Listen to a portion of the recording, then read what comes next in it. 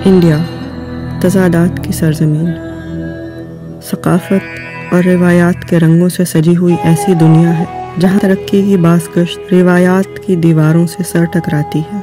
यहाँ इन्हीं रंगीन दीवारों के साथ साथ रेंगती हुई एक तारीख हकीकत आबाद है। इन तारीकियों में आबाद करोड़ों लोगों की शनाख्त, इंसानों की तज़लील पर तामीर किया गया ज़ात पात का निज़ाम है। एक कदीम समाजी दर्जाबंदी जो पैदाइश की बुनियाद पर माशरे में एक फ़र्द के मकाम का फ़ैसला करती है। इस निज़ाम में सबसे ऊपर ब्राह्मण है जो मज़हब, मुआशरत, कानून और कानून तोड़ने की सज़ाएं मुकर्रर करते हैं।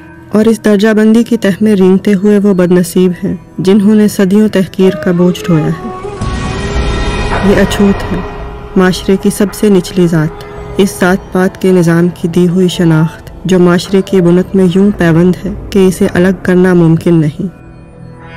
अछूत जिसे छू ले वो नापाक हो जाता है, और ये तज़लील की वो इंतहा है जिसमें इन्हें इनके अपने ही मजहब ने सदियों से जकड़ा हुआ है।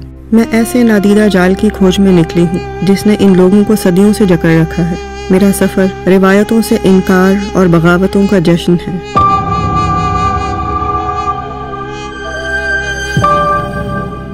अछूत जिनमें शूदर भी शामिल हैं, और वो भी जिन्हें ज़ात पात की दर्जाबंदी से बाहर माना जाता है, क्योंकि हिंदू धर्म के मुताबिक ये इतने नापाक हैं कि इन्हें समाजी दर्जाबंदी के अंदर भी शुमार नहीं किया जा सकता। हालांकि ये इंडिया की आबादी का 25% है। जो ब्राह्मण थे, जो कहते हैं कि हम अपर क्लास हिंदू हैं, अपर क्लास हिंदू हैं, और ये मज़हब के वो ही बने हुए हैं दावेदार, और मज़हब के वो मालिक हमारे सनातन धर्म के बने, वो बहुत छोटी तादाद में थे। हमारे लोगों के साथ खाना पीना तो वो नहीं करते थे। नफ़रत, सख्त एक तासुब का रवैया था कि भाई आपको टच नहीं करना, और आपको ये जो कुआं है यहाँ से पानी नहीं भरना है, आपका कुआं अलग है और ये हम लोगों का अलग है। आज भी अक्सरियत हमारे लोगों की है, लेकिन वो जो उन्होंने कवानीन एक बनाए थे, जो चीज़ें हमारे अंदर ऊँच नीच की डाली हैं, उसी वजह से हमारे लोग पीछे रह गए और ये आगे आ गए। एजुकेशन में जो है वो ये दलित कम्युनिटीज़ के बच्चों को अच्छे स्कूलों में पढ़ाई के लिए बंदिश है, उनको जाने के लिए सहूलतें नहीं दी जा रही हैं। इबादत गाँव में अच्छी फैसिलिटी नहीं है, खाने पीने की अशिया में डिस्क्रिमिनेशन है, बर्तनों में डिस्क्रिमिनेशन है। अगर वो रास्ते से गुजरते थे तो उनके ऊपर जो झाड़ू बांध के चलाया जाता था कि यहाँ से कभी जो अपर क्लास का गुजरेगा, यहाँ से ब्राह्मण गुजरेगा, यहाँ से राजपूत गुजरेगा, तो ये तो ज़मीन जो है वो अभी तो नापाक हो गई है। हिंदू मजहबी कानून के मुताबिक अछूत और इनके साथ साथ किसी भी ज़ात की औरत की मजहबी और दुनियावी तालीम पर पाबंदी थी। इन्हें मुकद्दस मजहबी सहीफे पढ़ने तो क्या सुनने की भी इजाज़त नहीं थी। जुल्म तो हमारे साथ राम, लक्ष्मण और सीता वाले दौर में भी था। पहले तो ये होता था कि वहाँ हमारी अगर शादीशुदा बच्ची आई है, दुल्हन बनकर आई है, तो पहले ही 3 दिन वो उसकी सेज सजाएगी, जो वहाँ का ब्राह्मण होता था उनकी। उसके बाद फिर जो है ना वो अपने उसके हस्बैंड के साथ होती थी। उसके बाद फिर क्या हुआ कि औरत जो हमारी शूदर है, वो औरत जो है वो ऐसे ही घूमेगी। उसको वो अधिकार नहीं है या उसको हक नहीं है, उसको राइट नहीं है कि वो अपना कपड़ा लपेटे। एक वो जो हमारी बागी औरत थी, उसने फिर दोनों छातियां, आप कहते हो उनका कपड़ा इसके ऊपर नहीं डालो, तो ये काट लो, ये ले जाओ तुम। तो वहां से हमारी बगावत फिर स्टार्ट होना शुरू हुई। अगरचे इंडिया में ज़ात पात के इस निज़ाम पर 1950 में कानूनी तौर पर पाबंदी लग गई थी, लेकिन इस निज़ाम की जड़ें इतनी गहरी हैं कि माशरे को तार तार किए बगैर इसमें से ज़ात पात की तफरीक को निकालना नामुमकिन है। The boy belonged to the Dalit community that are discriminated against under the Hindu caste hierarchy. That a 29-year-old Dalit man was murdered by upper caste and OBC men near Shirdi last week. लेकिन इस तकलीफ दे शनाख्त के पर्दे में बगावतों की एक दास्तान छुपी है। ऐसे लोगों की अनकही दास्तान जो सदियों पुराने इस्तेहसाल का रास्ता रोकने पर मज़िद है। नहीं, बिल्कुल भी नहीं मानते, बिल्कुल भी नहीं मानते। उन्होंने, आप देखें तो उन्होंने कितना हमें गलीज दिखाया उसके अंदर। मुसलमान सारे मुसलमान हैं, उस मज़हब में सबको बराबर के हकूक़ हैं, तो हमारे सनातन धर्म में क्यों ऐसे ये मनुवाद जैसे लोग आ जाते हैं। उन्होंने अपने हाथों से तारीखें लिख दी हैं, अपने हाथों से धर्म बनाए हुए हैं, अपने हाथों से कवानीन बनाए, जिसको हम मुकम्मल तौर पे पहले भी रद्द कर चुके, अब भी कर रहे, और ताहयात इस चीज़ को हम रद्द करते रहेंगे। हमारे आने वाले नस्लें भी इसको रद्द करेंगी। यही वजह है कि लोग हिंदू, ज़्यादातर सनातन हिंदू धर्म को छोड़ के दूसरे धर्म अपना रहे हैं। जैसे अम्बेडकर की आप बात करें तो अब उन जैसे बंदे ने अपना मज़हब छोड़ा है, क्यों? कोई वजह तो होगी ना क्योंकि उन्होंने हमें मजबूर किया। बड़े सगीर में दलित के हकूक की सबसे ताकतवर आवाज़ डॉक्टर भीमराव अंबेडकर अपनी मौत से चंद महीने पहले बगावत के अवामी मुजाहिरे में 50,000 अछूतों के साथ हिंदू धर्म छोड़कर जात पात के जाल से आज़ाद हो गए। अगरचे लोगों का हिंदू मजहब छोड़कर बुद्ध मत, इस्लाम या ईसाइयत की तरफ आ जाना पहले भी अमूमी बात थी, लेकिन अंबेडकर के तब्दीली मजहब ने हिंदू धर्म तर्क करने को जात पात के खिलाफ बगावत की अलामत बना दिया, क्योंकि इस नादीदा जाल में जकड़े लोगों के पास इस हिंदू मत से आज़ादी का और कोई रास्ता नहीं था, जिसे वो अब ब्राह्मणवाद कहते हैं। और हुआ क्या कि बरसगीर में जब ये पार्टीशन हुई तो आप देखें कि वहाँ बहुत सारे ये जो दलित थे वहाँ रुके, वो फिर उन्होंने वही हशर हुआ उनके साथ और फिर वो कन्वर्ट हो गए, वो बुद्ध मजहब में चले गए, इसलिए कि उनके साथ फिर डिस्क्रिमिनेशन हुआ तो उन्होंने मजहब ही तब्दील कर लिया। और बहुत सारे आज भी आपको ज्यादातर वहाँ मुसलमान नजर आते हैं, वो कन्वर्ट हो गए। जब मैं किसी को अपना समझता ही नहीं हूँ, जब मैं किसी को अपने साथ बिठाना ही नहीं चाहता हूँ, जब मैं किसी से इतना तासुब और नफरत करता हूँ और अपने सनातनी से, अपने मज़हब के बंदे के साथ, तो फिर वो जब कन्वर्ट हो जाता है तो फिर उस पर मुझे एतराज़ नहीं होना चाहिए, हालांकि एतराज़ नहीं, मुझे शर्मिंदा होना चाहिए। लोगों का हिंदू मत छोड़कर बुद्ध मत या इस्लाम इख्तियार कर लेने का रुझान न सिर्फ एक रूहानी तस्कीन की तलाश था, बल्कि इसमें जात पात के इस कबीह निज़ाम के खिलाफ बगावत छुपी थी। ये मेरे अल्लाह को पता है, 17 साल से मेरे को रसूल अल्लाह से इश्क था, तो मेरी जल्दी शादी हो गई, मेरे छोटे बच्चे हो गए, मैं नहीं छोड़ सका।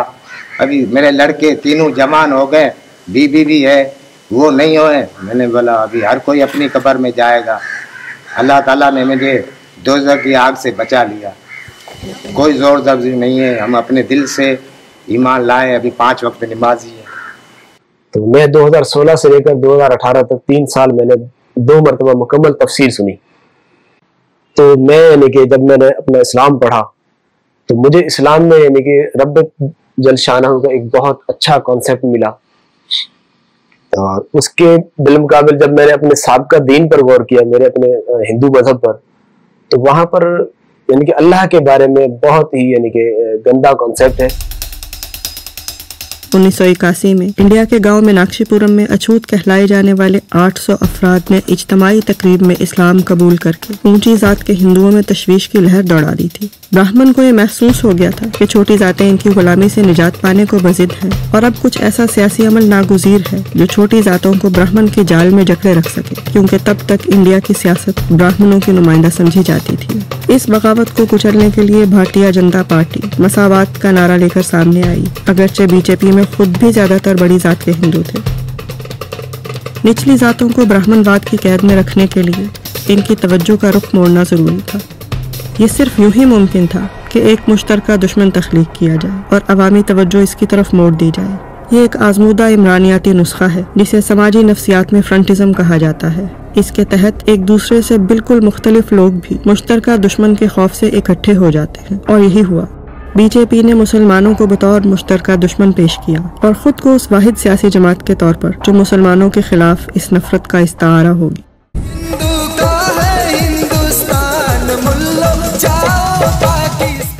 दिसंबर 1992 में बाबरी मस्जिद की शहादत पर ऊंची और नीची जात के हिंदुओं का मुश्तरका जश्न इस बात का ऐलान था कि बीजेपी की सियासी चाल निचली जातों को अपने हकूक की जंग भुलाकर एक मुश्तरका दुश्मन यानी मुसलमान के खिलाफ इनके साथ खड़ा करने में कामयाब हो गई।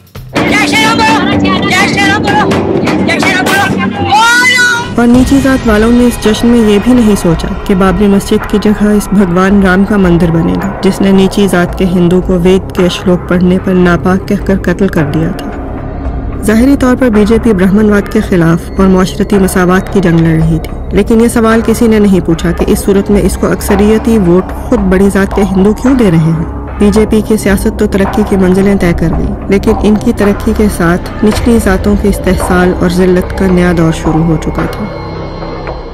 लेकिन बाबरी मस्जिद का इशू इसलिए खड़ा किया था कि उनको इलेक्शन जीतना है, वहाँ इसी इशू पे इलेक्शन लड़ना है ना, इसकी वजह से उन्हें वो हाईलाइट करते रहते हैं। नहीं तो किस ज़माने का इशू है, उसको हाईलाइट कर दिया। फिर आप देखेंगे अभी इंडिया में कितने जनरल सीटों पे हमारे जो अक़लियत जो है वो सीटों पे है, ये आप उनका वेरीफाई करें, डॉक्यूमेंट्स वेरीफाई करें। बात करने की नहीं होती, अंदर की बात होती है, नियत की बात होती है। जात पात के निज़ाम से बगावत के तौर पर मजहब की तब्दीली सिर्फ इंडिया तक महदूद नहीं थी, बल्कि ये सरहद के पार पाकिस्तान में भी आम थी, जहाँ छोटी जात के हिंदू इस्लामी अक़दार और इस्लामी निज़ाम के मुताबिक मसावात के हकदार थे। उनका कोई त्यौहार वो होता ईद वगैरह खुशी वो मतलब हम शामिल होते हैं और हमारा होता है वो शामिल होते हैं। हमसे ज़्यादा तो वो हमारी ईद को सेलिब्रेट करते हैं जब मुस्लिम हमारी कम्युनिटी के वहाँ पे नहीं। पहले सच्ची यकीन करेगा, लोगों को मालूम नहीं था कि हमें कोई शेड्यूल कास्ट भी कहता है, इन जातों को शेड्यूल कास्ट कहता है। जैसे एनजीओ वालों ने कुछ एनजीओ ने काम करना शुरू किया तो लोगों को पता चल गया भाई ये कोहली तो शेड्यूल कास्ट में आता है, तो इनके साथ हमें इनके घर पे खाना नहीं खाना चाहिए, हमें पानी नहीं पीना चाहिए। कि अजान होती है तो हमारे जो बड़े हैं, हमारे अपनी जो घर में लेडीज होती हैं, उनको तो एहतरामन दुपट्टा भी सर पे रखवाते हैं हमारे बड़े, उसी तरह वो भी हमारा एहतराम करते हैं। ये एक हमारी इंटरफेथ हारमोनी है। जिस ब्राह्मणवाद ने इंडिया में छोटी जातों को अपनी गुलामी से निकलने नहीं दिया था, वो ऐसा पाकिस्तान में कैसे होने देते। पाकिस्तान में मुश्तरका दुश्मन खड़ा करने के लिए बाबरी मस्जिद तो नहीं गिराई जा सकती थी, और पाकिस्तानी हिंदुओं को अक्सरियती मुस्लिम आबादी के दरमियान रहते हुए ऐसे समाजी मसाइल का सामना नहीं था जो कि हिंदुओं के लिए मखसूस हों, बल्कि पाकिस्तान में निचली जात कहलाए जाने वालों की समाजी कामयाबी इन्हें ब्राह्मण के बराबर ला रही थी। इसलिए यहाँ मुश्तरका दुश्मन तख्लीक करने के लिए जबरी मजहब तब्दीली की दास्तान को तश्कील दिया गया, और एनजीओज़, मकामी सहाफ़ियों और भारतीय मीडिया की मदद से इस झूठ की परवरिश की गई। यहाँ पर भी मुश्तरका दुश्मन के लिए मुसलमान का ही इंतखाब हुआ। वहाँ भगवान का नाम लेना भी गुनाह है।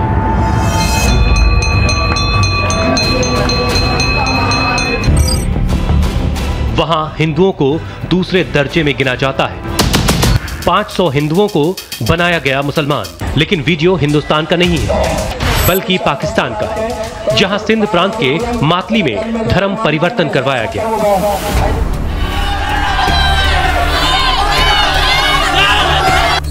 हमारे बच्चियों के साथ किसी न किसी तरीके से अटैचमेंट करके उनको जो है ना डायरेक्टली उनको किसी भी मदरसे, किसी मस्जिद में, किसी मौलवी साहब के पास ले जाके उनका इस्लाम चेंज करवाना, मज़हब चेंज करवा के उनको डायरेक्ट निकाहनामा देना और उनको फ्री हैंड दे देना। उसको आजकल इंडिया में लव जिहाद कहा जाता है, यहाँ पे फोर्स कन्वर्जन कहा जाता है।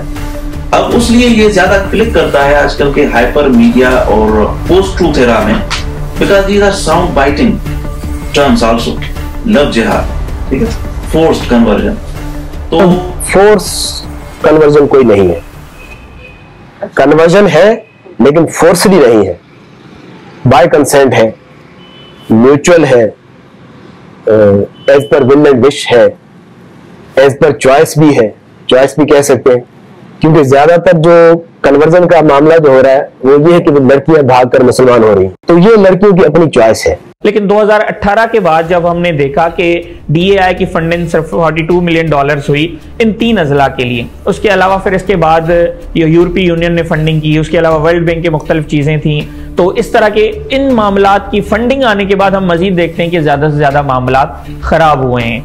अगरचे बर्रे सगीर में मुसलमानों की सारी आबादी ही तब्दीली मजहब की नुमाइंदा थी, और ये सिलसिला इस्लाम के बर्रे सगीर में कदम रखने से लेकर अब तक मुसलसल जारी था, लेकिन अब इसे हिंदू लड़कियों की जबरी मजहब तब्दीली बनाकर एक घिनौने माशरती जुर्म के तौर पर पेश किया गया। हमारे ये बाप दादा से शुरू है, सब मुसलमान करते हैं। तो असेंबली में मैं जो गया तो सारे मेरे ऊपर, वो वहाँ पर असेंबली में जितने भी थे तकरीबन सारे मेरे खिलाफ वो बोल रहे थे कि भाई जबरदस्ती करता है, ये करता है, वो करता है। फिर मैंने खड़े होकर असेंबली में वो बात की, मैंने कहा कि भाई मैं अकेला नहीं गुनाहगार, इसमें ख्वाजा अजमेर शरीफ है, दाता साहब है, मिठाई साहब है, ये जितने भी बुजुर्गान हैं ये मुझसे ज़्यादा गुनाहगार हैं, कलंदर शहबाज है, ये सारे गुनाहगार हैं। जब मैं उनके इतना नहीं गुनाहगार जितने वो हैं, तो मुकदमा उनके खिलाफ भी तो चला है ना। मेरे दादा 42वीं पुश्त में सैयदना उमर रज़ियल्लाहु ताला अन्हु, तो बुनियादी तौर पे हम उस वक्त से जिससे सैयदना उमर ने काम शुरू किया था, उस दिन से आज से रसूलुल्लाह के ज़माने से काम शुरू हुआ है, वही अब तक ये बुजुर्गों की अमानत ही चलती रहेगी इंशाअल्लाह। ला इकराह फिद्दीन, अल्लाह कहता है कि दिल में ज़बरदस्ती नहीं है, फिर हम किस तरीके से कर सकते हैं ज़बरदस्ती? ये तो बाइद अक़ल की एक बात है। कितने लड़कियों के फाइल लेके आए थे? 700 लड़कियों के। कितनी की? मैंने कहा भाई आप 700 लड़की में से एक लड़की भी हमें क्लियर करके दें कि ये जो ना जोरी ज़बरदस्ती हुई है, जिस तरह ये या मुजमे में बात करते हैं, फैसला करें, हम कबूल करने के लिए तैयार हैं। वो अपनी मर्ज़ी से होती हैं, जो भी घर से निकलती हैं ना, वो अपनी मर्ज़ी से निकलती हैं, अपनी मर्ज़ी से निकाह करती हैं। अब सारा सिस्टम उनके अपनी मर्ज़ी का होता है। जो दलित्स हैं उनके साथ मेरी इंगेजमेंट शुरू हुई 2012-13 से। एथनोग्राफर में 10 साल से इस पे रिसर्च कर रहा हूँ अभी भी, through various sources, but mainly based on records made available by these religious seminaries. 6000 cases में से मैंने रैंडमली उनकी स्टडी की, वो उनके जाके इंटरव्यूज किए, वेरीफाई किया, उनके बहुत सारे सेल नंबर भी थे। तो मुझे मालूम हुआ कि जो भी फोर्स, ये ज्यादातर केसेस में कहते हैं कि फोर्स कन्वर्जन है, वो सच फोर्स कन्वर्जन नहीं, जबर, उसमें जबर जिसको कोर्जन कहा जाता है, लीगल टर्म्स, क्रिमिनल फोर्स जिसमें अप्लाइड होती है, वो इस किस्म की चीज उसमें नहीं। Most of the cases are of family conversion. 6000 cases जो रिकॉर्डेड हैं उसमें से about 80% cases are family conversion, whole family is converted. Then significant number of those couples who are both Hindus, लेकिन both convert together to marry each other। अब हिंदू इसलिए करते हैं because cousin marriages are not allowed among Hindus। मजहब की जबरी तब्दीली के बयानिए के पीछे ये एक मजमूम मुहिम थी जो सियासी तौर पर ऊंची जात के हिंदुओं की हुक्मरानी कायम रखने के लिए शुरू की गई थी, ताकि एक तरफ इनकी आबादी के तनासुब और वोट बैंक को बरकरार रखा जा सके और दूसरी तरफ ये समाजी सतह पर ब्राह्मण तसल्लुत और साथ साथ पिदरशाही का एक मजबूत हथियार बन सके। जिस दिन मैं कन्वर्ट हुआ तो मैं अपने घर पे जो है ना वो एक लेटर लिख के गया था कि मैं अपनी मर्जी से मुसलमान होने के लिए गुरुद्वारे खलील जा रहा हूँ। अगले दिन मैंने यहाँ पे प्रेस कॉन्फ्रेंस की कि भाई मैं अपनी रजा खुशी से मुसलमान हुआ हूँ, मुझ पर कोई दबाव नहीं है। 2-3 दिन बाद मैंने जो है ना वो फेसबुक पे देखा कि BBC न्यूज़ जो है मेरे खिलाफ एक आर्टिकल जो है ना वो शाया किया है BBC लंदन ने। उसमें लिखा हुआ है कि 15 साल के बच्चे को पीर साहब ने ज़बरदस्ती अगवा किया हुआ है और अपने पास यरगमाल बनाया हुआ है। मैं फेसबुक पे मैंने अपना रद्द अमल शो किया कि भाई मुझ पे तो कोई ज़बरदस्ती नहीं है, मैं तो अपनी मर्ज़ी से मुसलमान हुआ हूँ। इसके अलावा पीर साहब ने मेरी 1 नहीं 2 नहीं 3 मुलाकातें करवाई मेरे पेरेंट्स के साथ, जिसमें सियासी समाजी लोग भी मौजूद थे, पुलिस के लोग मौजूद थे। उसके बावजूद भी वो कहते हैं कि ज़बरदस्ती हुई है, हमारे बच्चे पे ज़बरदस्ती हुई है। एक दफ़ा नहीं 12 बार साबित हो चुका है कि इस्लाम में कोई ज़बरदस्ती नहीं है। और ये जो शोर करते हैं कि ज़बरदस्ती, उनको भी पता होता है कि कोई इस्लाम में ज़बरदस्ती नहीं है। मैंने उनका सारा खंगाला पूछा है कि कोई और इसके पीछे कितनी डेटा है, कितनी एविडेंस है, कोई नहीं है। अखबारों की रिपोर्ट वो भी पूरी नहीं है, वो मैंने कहा वो भी पूरी दिखाएं तो सही कि कितने केसेस आपने कटेंगे, वो भी उनके पास नहीं, ऐसे ही केस वर्क किया हुआ है। पहली जो रिपोर्ट 2007 की है HRCP की, human rights commission of Pakistan की, वो तो लिखता भी है कि this is just a guesstimate, और सारा just based on guesstimates, nobody has any kind of data. फलां एनजीओ ने केस किया, फलां ने बैठ के कुर्सी पे बैठे थे, आराम से रिसर्च की और बैठ के केस कर लिया कि भाई इतनी कन्वर्जन होती है, तो किसी के पास एविडेंस नहीं है। जो रिपोर्ट केसेस हुई एज अ फोर्स कन्वर्जन, जैसे अब एक्टिविस्ट रिपोर्ट कौन करता है, फिर एक्टिविस्ट करते हैं, तो एक्टिविस्ट तो they are political stakeholders, वो तो अपनी बात वैसे ही रखेंगे कि फोर्स कन्वर्जन हो भी नहीं हो रही तो कहेंगे फोर्स कन्वर्जन हो रही है। तो अगर वो रिपोर्ट हो गई किसी एनजीओ की रिपोर्ट में, तो वो तो रिपोर्ट हो गई, उस बंदे की रिपोर्ट हो गई, ये प्रूफ तो नहीं हुआ। कोर्ट में प्रूव हुए हो केसेस को कहेंगे किसी कोर्ट ने प्रूव किया कि force, there is no evidence that force conversion has been proven in any court of law. Everybody needs justice. You need justice.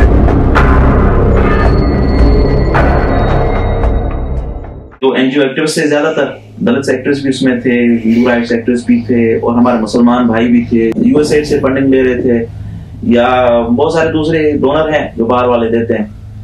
अब उनको तो ह्यूमन राइट्स पे काम करना है। ह्यूमन राइट्स में चाहे औरत के साथ जाति होती हो ना, जाति तो है, होती है ना जाति, तो अगर बढ़ा करके पेश करेंगे तो फंडिंग के चांस ज्यादा है, क्योंकि इशू को बढ़ा करके पेश करें। हिंदू जात पात के निजाम में सबसे ज्यादा मजलूम अछूत है, और अछूतों में सबसे कमतर औरत। वो ब्राह्मण हो या शूदर, औरत को हकीर समझा जाता है। तालीम की ममानियत से लेकर सत्ती यानी बेवा को इसके शौहर की चिता पर जिंदा जलाने तक खवातीन इस ब्राह्मणवाद के जुल्म का सबसे बड़ा शिकार रही हैं।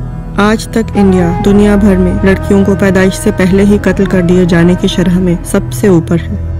मजलूमियत के आखिरी दर्जे पर होने के बावजूद फिर इस जुल्म को हिंदू औरतों के सामने ये एजाज बनाकर पेश किया गया कि इज्जत औरत में है। पहले मेरा नाम गौरी था, गौरी लक्ष्मण। अब मेरा नाम सकीना है। हाँ, मैं राधा खुशी से मुसलमान हुई हूँ, ना कोई जोरी ना ज़बरदस्ती। हमारे गांव के बच्चे थे, उस साथ में खेलती थी, वो कुरान पर जाते थे, मैं उनको देखती थी, मेरे को बहुत शौक था। मैंने इस्लाम कबूल कर लिया।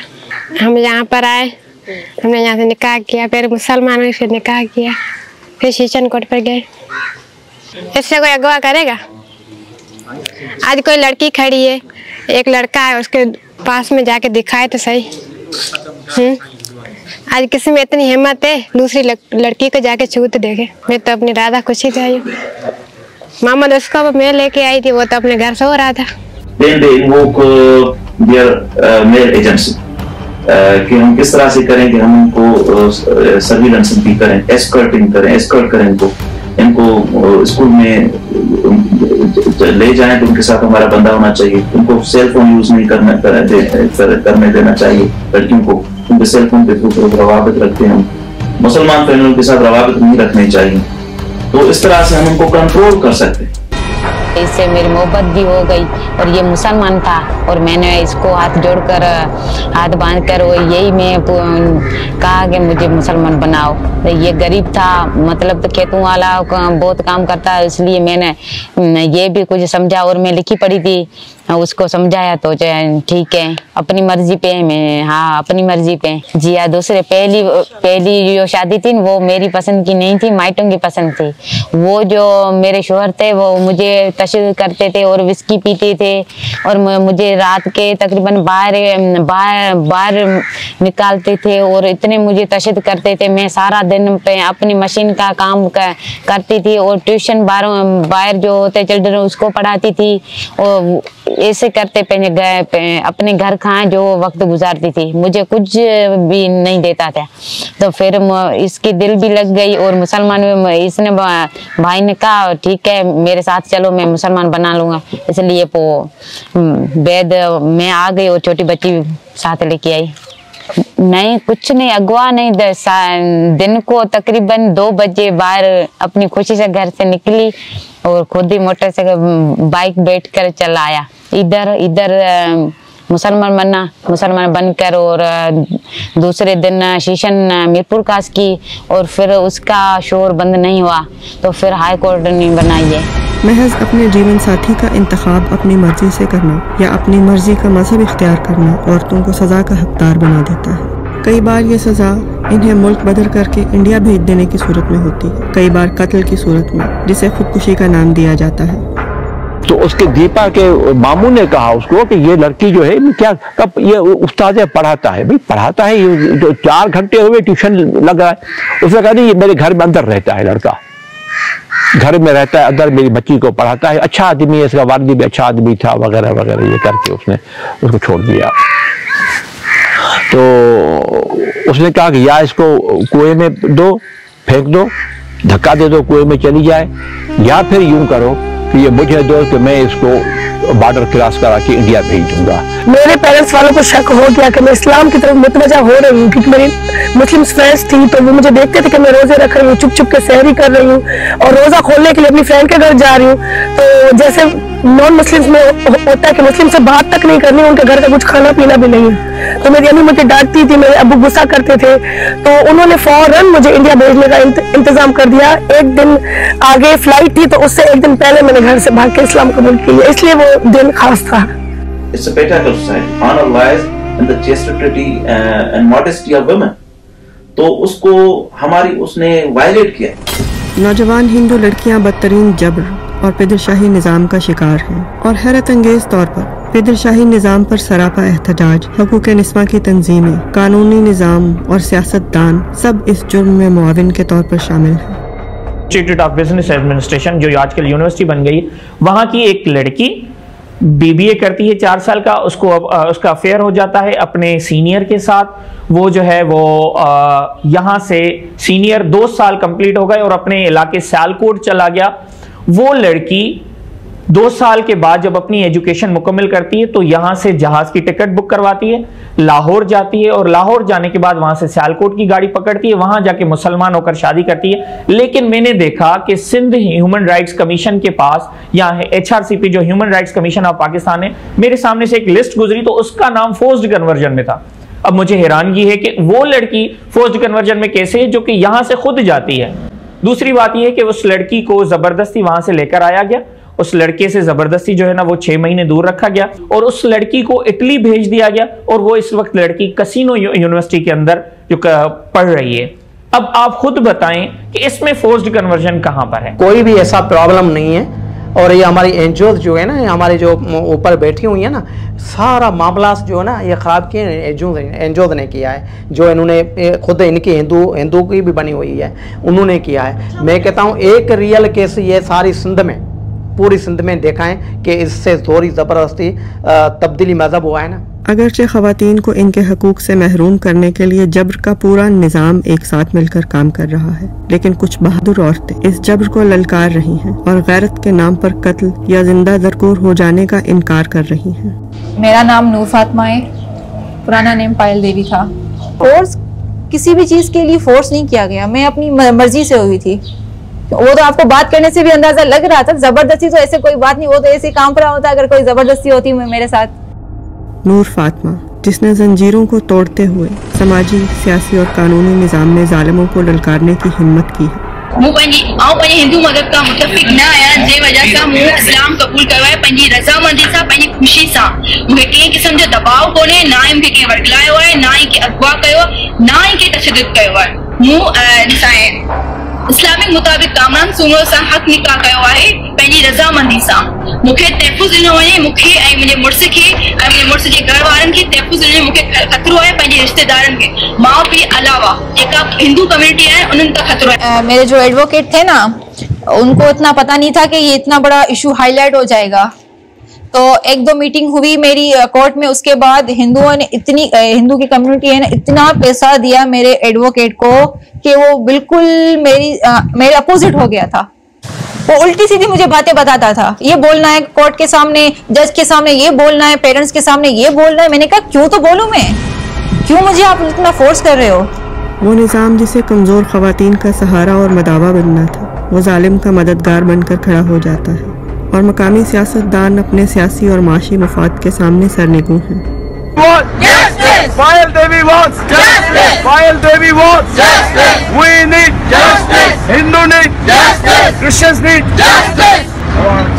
लेकिन इस निज़ाम में भी कुछ ऐसे किरदार मौजूद हैं जिन्होंने उन कमज़ोर लोगों की मदद का बेड़ा उठाया है, जिन्हें उनके ख़ानदान, माशरे और रियासती इदारों ने तन्हा छोड़ दिया है।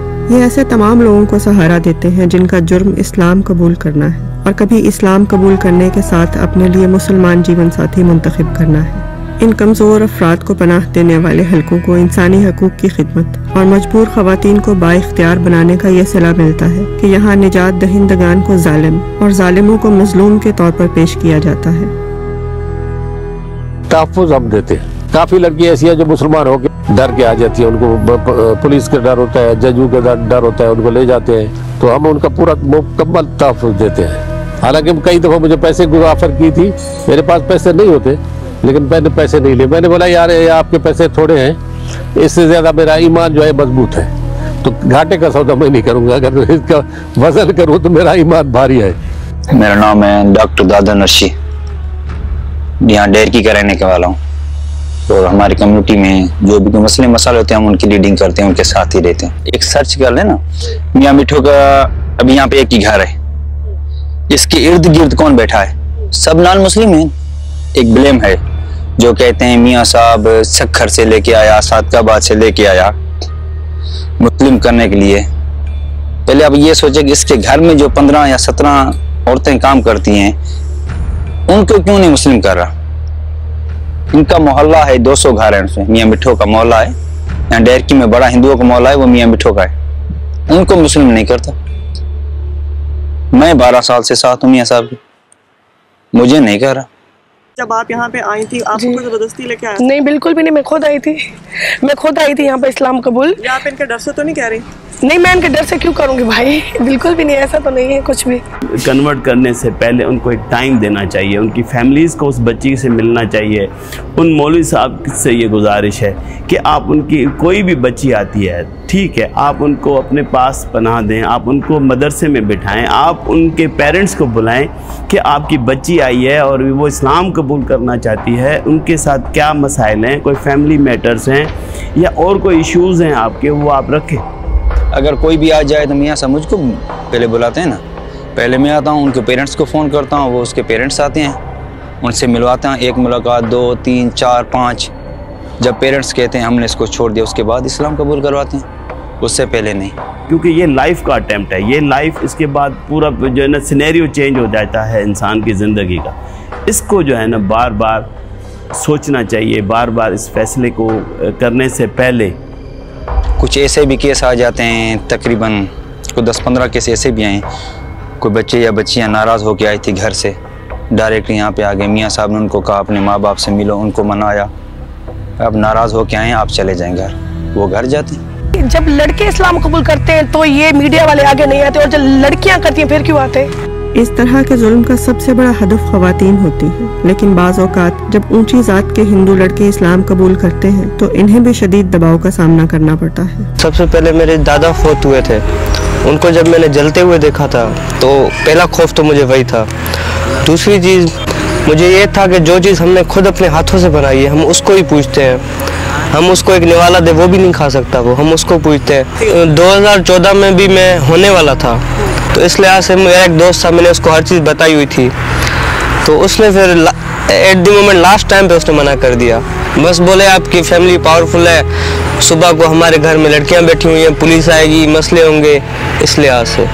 नहीं, वो मुसलमान था। जो घर से निकलकर शादी करने वाला कॉन्सेप्ट है, ये सिर्फ हिंदुओं में नहीं है, इसमें मुसलमान में भी है। कुछ एनजीओ के लोगों का ये सवाल हो गया है कि भाई क्या वो मुसलमान अगर लड़कियां शादियां कर रही हैं तो आप मुझे ये बताएं कि क्या जो मर्द भी मुसलमान हो रहे हैं क्या उनको आप अपनी बेटियां देंगे?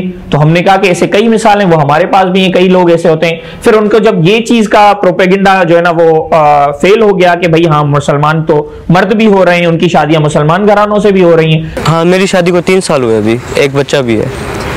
हाँ। शादी आपकी कहाँ हुई है? शादी इधर डेरकी से ही की है, वो भी मतलब पहले शुरू से ही मुस्लिम है अल्हम्दुलिल्लाह, क्योंकि सबकी रजामंदी थी उस शादी में। और सवाल ये है कि अगर मजहब की तब्दीली जबरी है तो पूरे के पूरे खानदान, शादीशुदा जोड़े, दोस्त और बहन भाई इकट्ठे इस्लाम कबूल करने के लिए क्यों आते हैं? तकरीबन हमको इधर 23 साल अरसा हो गया है, तकरीबन मेरे को 4 साल हुए हैं।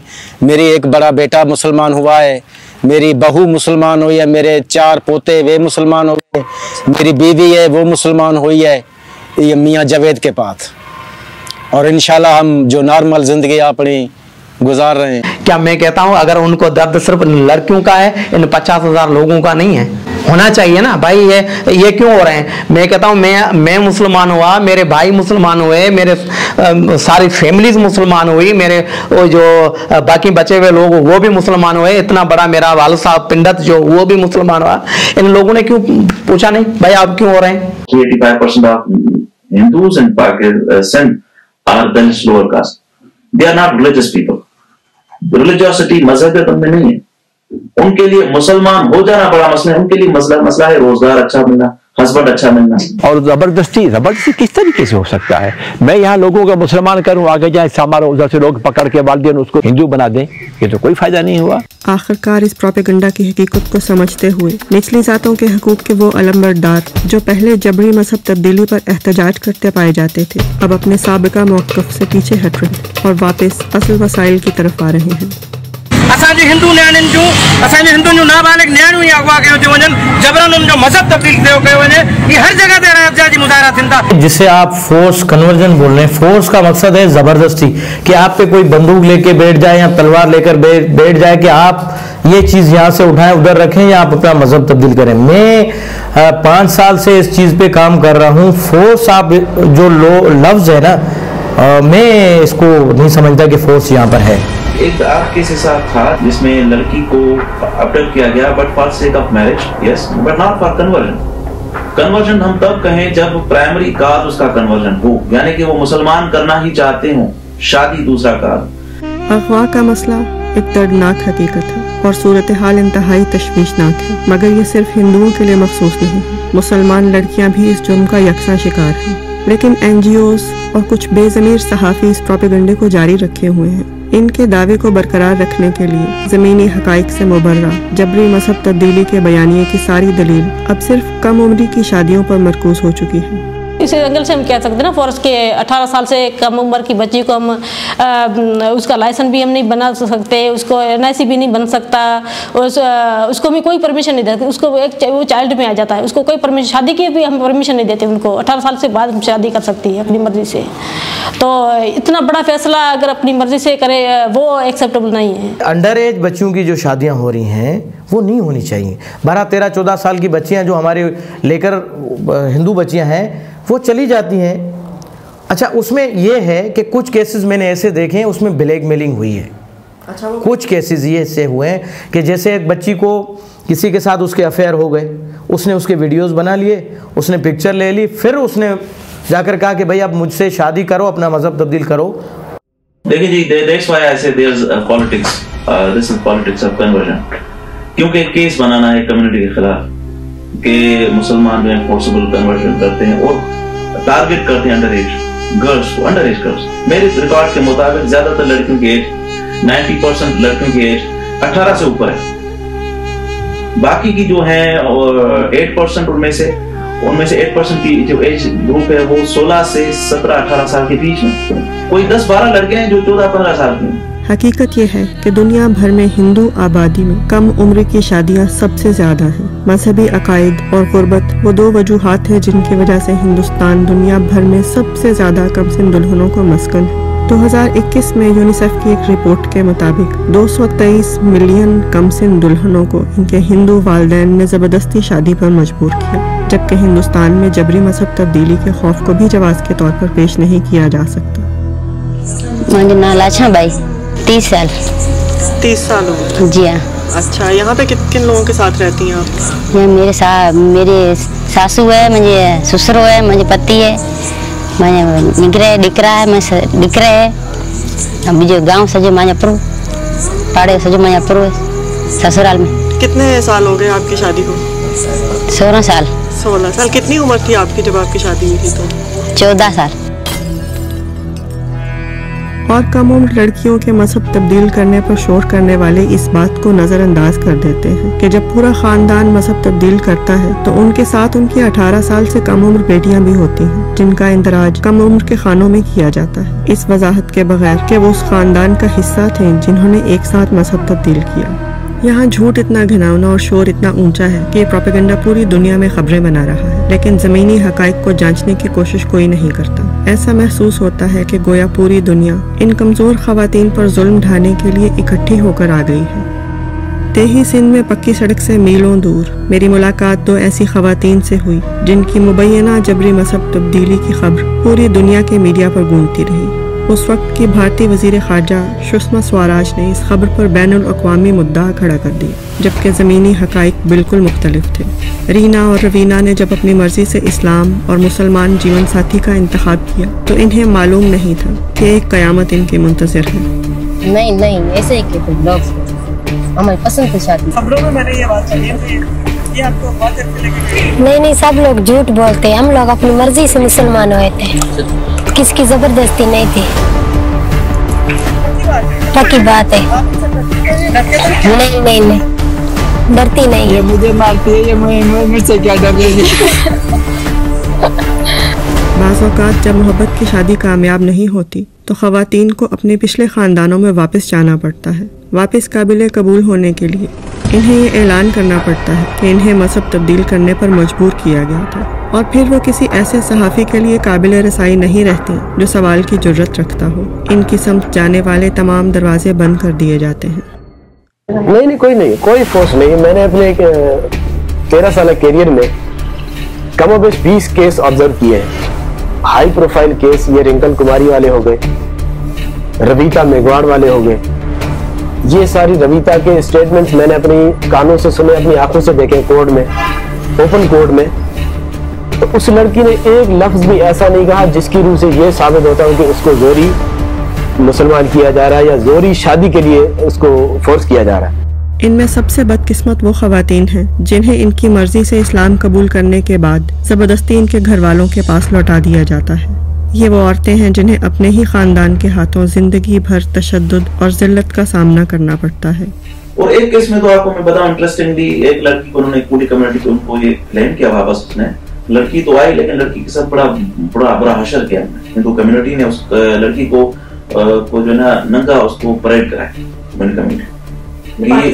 ये पाकिस्तान में सिंध में हुआ है और सिंध के ऐसे समारोह के इलाके में हुआ है। दूसरों के लिए एक सजा के तौर पर कि देखें अगर कोई लड़की जाती है तो उसके सामने ये अशक है। और कोई भी इस हकीकी सवाल का जवाब तलाश करने में दिलचस्पी नहीं रखता कि तमाम जबरी तब्दीली मजहब हिंदू अक्सरियती इलाकों में क्यों हो रही है, जहाँ हिंदू मुआशी और सियासी ताकत रखते हैं, जबकि इन इलाकों से जबरी तब्दीली मजहब का कोई केस भी सामने नहीं आ रहा, जहाँ हिंदू आबादी बहुत कम है और वहाँ पर जबरदस्ती मजहब तब्दील करना निस्बतन बहुत आसान है। चाहे वो इस्लाम कबूल करें या ना करें, तारीखी तौर पर निचली जात कहलाए जाने वाले हिंदुओं ने पाकिस्तान का इंतखाब किया था क्योंकि इन्हें उम्मीद थी कि इस्लामी आइन इन्हें मसावात देगा। पाकिस्तान की पार्लियामान जो चंद जागीरदारों और बाअसर लोगों के हाथों मुग़वी है, इस पसमानदा तबके की मदद करने में नाकाम रही है। यहाँ भी ऊंची जात के हिंदू काबिज हैं क्योंकि वो सियासी और मुआशी तौर पर ताकतवर हैं। आज भी हमारी सांगड़ की जो बार है, जहां पर हमें इंसाफ मिलता है, वहां पर हमारे बर्तन सोनारी अलग है, जहां पर हमें इंसाफ मिलता है। तो आप कैसे कह रहे हो कि नहीं, हर जगह पे डिस्क्रिमिनेशन है। हमारे पास इतना कास्ट डिस्क्रिमिनेशन नहीं है, ये हमारे पुराने वाले जो छोड़े हुए हैं वो पैदा करवा रहे हैं। मेरे से सरदार शाह नहीं करेगा, मेरे से नवाब यूसुफ टालपुर डिस्क्रिमिनेशन नहीं करता, मेरे साथ चौधरी वकार डिस्क्रिमिनेशन नहीं कर रहा है, मेरे साथ कौन रहा है जो उस जमाने के थोड़े बहुत छोड़े गए इधर जो बैठे हुए हैं। अगरचे पाकिस्तान ने निचली जातों को बराबरी और एहतराम देना था, लेकिन हिंदू अक्सरियती आबादी वाले इलाकों में अब भी किसी हद तक जात पात के लिहाज से इम्तियाजी सलूक रवा रखा जाता है। ताहम पाकिस्तान में सूरत हाल हिंदुस्तान के हिंदू अक्सरियती माशरे से कहीं बेहतर है। यहाँ से हम गए थे जोधपुर, वहीं पे रहे थे जोधपुर सिटी के अंदर, वहीं पे रहते तो वहाँ का जो हमने माहौल देखा था वो माहौल हमें पसंद नहीं आया, इसलिए हमने वापसी आ गए। वहाँ पे हमने देखा तो जो भी ये भेदभाव है बीच में, एक शेड्यूल कास्ट है, वो हमें ऊंच नीच का माहौल पसंद नहीं आया। भाई वैसे वो बर्तन अलग करते थे, भाई ये भील का जात है, ये मिगवाड़ा ये फलानी कास्ट का है, तो वहाँ पे बर्तन भी वो अलग करते थे। निचली जातों की बगावत इस दर्जे को पहुंच चुकी है जहां वो अपनी शनाख्त हिंदू धर्म के साथ करवाने से इनकारी हैं। वो ब्राह्मणवाद की कैद से आज़ादी चाहते हैं। हिंदू धर्म तो कोई है ही नहीं, इन्होंने बनाया हुआ है। सनातन धर्म इसलिए कि जो हमारा धर्म है, मजहब है, वो सनातन धर्म है। हिंदू धर्म एक कस्टम है, हिंदू कस्टम है, नॉट रिलीजन। यही वजह है कि तब्दीली मजहब के बगावत को कुचलने के लिए इंडिया ने ऐसे कवानीन बना दिए हैं जिनके मुताबिक अफराद को मजहब बदलने के लिए भी सरकार से इजाज़त की ज़रूरत है, हालांकि इंसानी हकूक़ की सरासर खिलाफ वर्जी है। पाकिस्तान में सियासी ताकत रखने वाले ऊंची जात के हिंदू यहाँ भी ऐसे ही कवानीन के लिए जद्दोजहद कर रहे हैं। सरहद के आर पार इनका मकसद एक ही है कि कहीं निचली जात के लोग इनकी गुलामी से निजात न हासिल कर लें। लेकिन पाकिस्तान बुनियादी समाजी और आइनी अक़दार की रोशनी में जात पात के तासुबात की इजाज़त नहीं देता। कोली कम्युनिटी से गरीब तबके से है और मैं अभी अपर हाउस की मेंबर हूँ। वहाँ मैं गवर्नमेंट डे पे मैंने सेनेट का जो चेयर भी किया, senate session. Proud of Pakistan 23 मार्च को मुझे अवार्ड दिया गया। ये पाकिस्तान है जो सबका पाकिस्तान है और सबको बराबरी के हकूक देता है। कितने सारे हमारे ये दल्लत जो हैं, डॉक्टर, इंजीनियर, प्रोफेसर पाकिस्तान में बन रहे हैं। हमारे बड़ों ने ये सही फैसला किया था कि हम पाकिस्तान में रहेंगे, जना के पाकिस्तान में रहेंगे, कास्ट डिस्क्रिमिनेशन का खात्मा यहाँ होगा। पाकिस्तान उम्मीद है इनके लिए जिन्होंने हिंदुओं से अलग अपनी मजहबी शनाख्त के इसरार पर अपने लिए वतन हासिल किया था और अछूत कहलाए जाने से इनकार कर दिया था। ये उम्मीद है उन सब के लिए जो अपने वजूद की तकरीम पर इसरार करते हैं।